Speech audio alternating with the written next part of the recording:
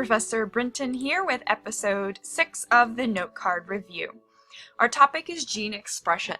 Now this is obviously a very large topic that we won't go into in full details here today, but the two issues that seem to catch students up the most is the overall pattern from DNA through to a protein and the relationship between nucleotides, codons, and amino acids. My students, you guys have a worksheet for this as well. We start with the basic pattern. Overall, we have 120 nucleotides, say, in a DNA strand. This, of course, is double-stranded DNA. We've got the two opposite strands. If we are moving from DNA into the process of transcription, what we're going to be creating is an RNA transcript. Now, those are both nucleic acids and both have nucleotides. So this 120 for our DNA is also going to be 120 for our RNA.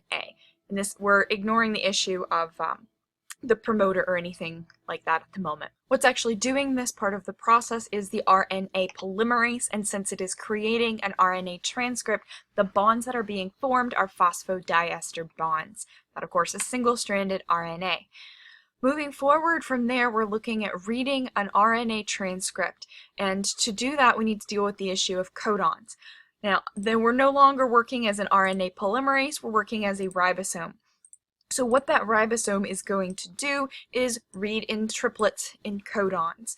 So here's where our number shift occurs. We've gone from 120 nucleotides headed into translation, and then as we move to amino acids and creating an actual polypeptide chain, which will ultimately fold into a protein, we need to change numbers. So we would need to divide this by 3 nucleotides per codon.